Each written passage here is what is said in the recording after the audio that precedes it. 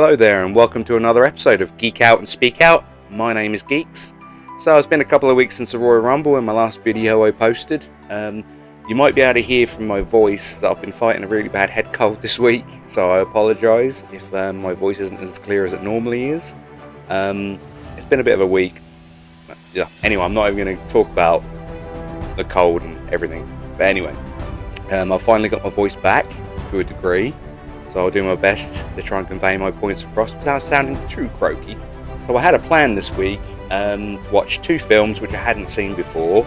The first was Aquaman and the Lost Kingdom, and the second film was The Marvels. So I'm going to be doing two videos today, and they'll both be going on my YouTube channel a bit later on.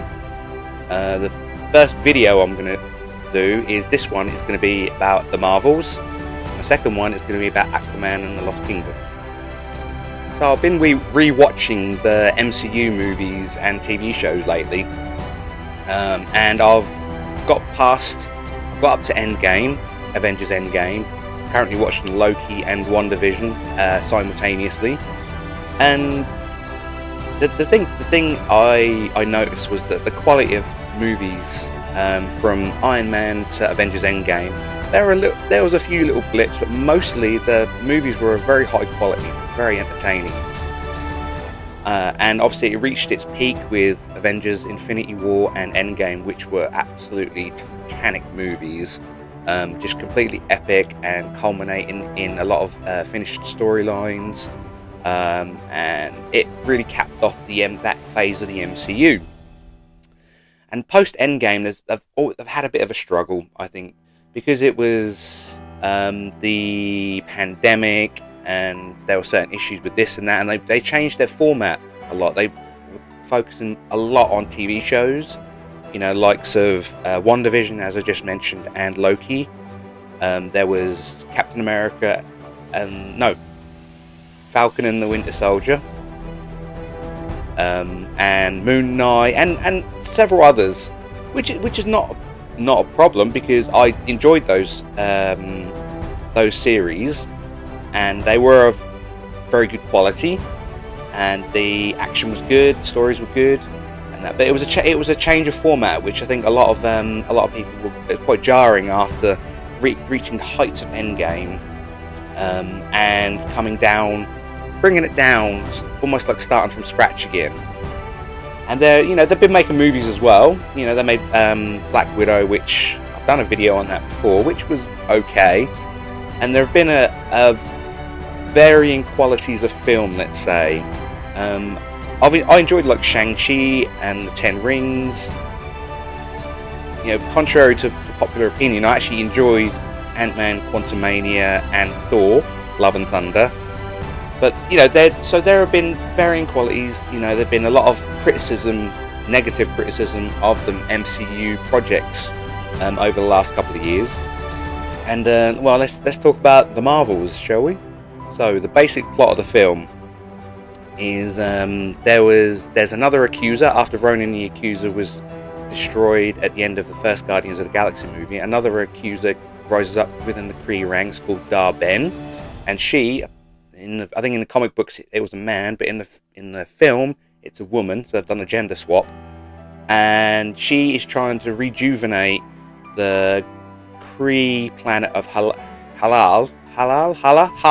not Halal, that's something completely different, Hala, because between Captain Marvel, the movie, and the Marvels, I'm getting my mixed up, between Captain Marvel and the Marvels, Carol Danvers has been there and destroyed the intelligence, I can't remember what it's called now, the ultimate intelligence, the AI that was basically running the planet, and escorts a catastrophic event that has destroyed the climate of the planet.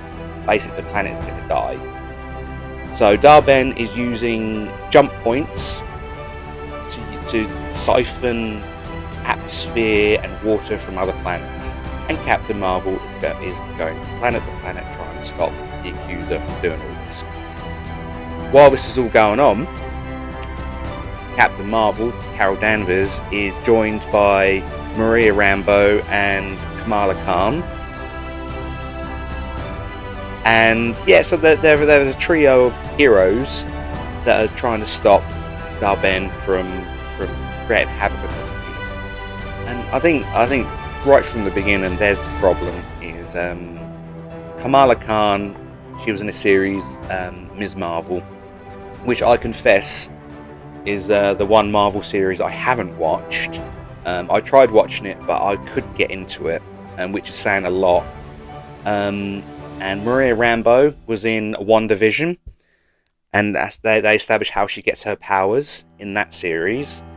And then obviously there's Carol Danvers, who's been fairly well established within the MCU, and sadly I don't think either of these trio of characters are interesting enough to push forward a film. Saving grace, in my opinion, is Samuel Jackson, played by Nick Fury. He's in it. He's not in it a huge amount, but he's in it. Carol Danvers, I don't like the character of Captain Marvel. I think in the MCU movie she's very bland, and I don't think Brie Larson's performances were very, very good as Captain Marvel, sadly. She may be dubbed as one of the strongest superheroes in the universe, but as far as likability, I don't think she's likable whatsoever. Monica Rambeau's character, she gets her powers in WandaVision, and she has a pretty good arc within the story, but obviously the focus of the story was on Wanda Maximoff and Vision and their life that they'd built together, and the focus wasn't really on Monica Rambeau, so she's kind of like a subplot, and she's gone from a subplot into a main story as one of the main protagonists. And again, I don't think that she's interesting enough to push forward an effective movie. Believe it or not, I think probably one of these, again, along with Nick Fury, one of the few good things about this film was Kamala Khan, when she's completely fangirling over meeting her hero, Captain Marvel. And it says a lot when the youngest cast member is actually probably one of the more shining and positive aspects of the film.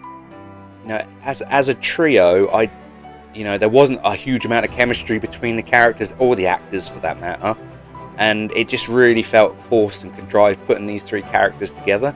They may have had a connection with their light powers and all this other jazz, but it just wasn't believable even in the realm of an MCU movie. They were kind of like it was forced together. These three characters that bear a small resemblance. There's the whole Marvel connection, and it felt like they were kind of forced together to, as a trio, they might be interesting enough as a trio, as a family unit or a team to push this film forward, but it didn't work for me, unfortunately. There was an interesting subplot about the continuation of the Skrull story, about how they're being refugees. There wasn't any mention of the Invasion TV series with Nick Fury, but there was a continuation of the Skrulls being exterminated and hunted down by the Krees. But that kind of felt like a sub-story again. For me, it probably would have been nice to have seen a bit more of that, because I think the Skrulls they haven't really been given their just desserts in the MCU at the moment. It'd be good if they could have a little bit more of a redemption arc within the films or even the TV series. But sadly they do not. That story isn't really fleshed out a huge amount. It's just kind of more of the same with them, unfortunately. And there's just some really questionable creative choices. The biggest one was the sync. They go to a planet where the inhabitants, they sing to each other to communicate, and it just felt so contrived and artificial. And it's like, fair enough, they're trying something new, but it just did not work. I think it was supposed to be funny, but it just turned out to be really awkward, and it just didn't feel like a good MCU moment to me. yeah, again, it's not all bad. You know, the special effects were good. There were some good action sequences. You know, the kind of thing you would expect from any MCU movie. But it takes more than good special effects and action sequences to put a good MCU film together. I mean, it's even right the way back to the original Iron Man film. It had some great special effects, but there's all the stuff in between the action sequences that really caught the attention and had those building blocks to create a really good franchise. And unfortunately, the Marvels just didn't do that. There again, another questionable moment was with the Flurgan, the cats. You know, in the first Marvel film, they had Goose, which was the first Flurgle. Was it Flurgle? I think it was called Flurgle anyway. And that was amusing, but they doubled down on it, tripled down on it in this one, and it just it just didn't work for me, unfortunately.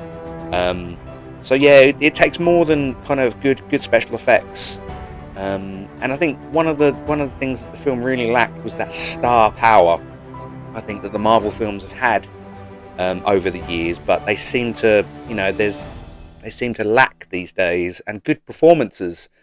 You know, they don't have Robert Downey Jr. or Chris Evans or Scarlett Johansson anymore. They don't have any of that core crew that really kind of really laid the groundwork for the future of the series, but they're not around anymore. So now they've got to kind of create these new stars, and it feels very, very forced. So kind of reading between the lines, you can probably tell I didn't really enjoy this film a huge amount. I found it incredibly dull. There was a couple of lines of by Samuel Jackson that made me laugh, made me smile, but from beginning to end in a 2-hour film, it was really boring, really dull, and I really didn't enjoy it. And it makes me sad because I'm a huge MCU fan. Like I said, right from the beginning, from the first Iron Man film all the way through to to the more recent stuff. But this, unfortunately, this was probably the naffest MCU film I've ever watched, and I've seen them all. I think it's even worse than Thor: The Dark World. I can honestly say I enjoyed Thor: The Dark World more than the Marvels. That's saying something. So if I was going to give this a rating out of 10, which I've been doing with these videos, I have to say I'm not even going to give it half. I'm going to give it 4 out of 10. Sorry, Marvel, but this one really sucks for me. It might be aimed more of I might not be the target audience. It might be aimed for more of a younger audience. I don't know. Maybe I'm still pining for what came before. I don't know, but it just didn't work for me. I can understand why it kind of flopped now. I like to try and see positives in failures, or what critics would call failures. But this one, I can't find a huge amount of positive to say about it, unfortunately. It was a flop for me. It was a dud. So between the boring story, nonsensical subplots, dull characters, this really didn't accumulate into a good watch for me. It's kind of 2 hours of my life that I will never get back again. But I watched it. These are my thoughts on it. Everyone's entitled to their opinion, and this is mine. So I sat and watched the Marvels. And yeah, I'm not even going to say it because I can carry on, and I'm losing my voice again, as you could probably hear. And I need to save some of my voice for my other video. So with that being said, thank you for watching this, and I hope it's informative. Please do go and watch the film if you're curious about it. It is on Disney Plus now, which is what I waited for. I'm glad I didn't go to the cinema to watch it. But yeah, it is what it is. But thank you for watching, and I shall see you in my next video about Aquaman and the Lost Kingdom.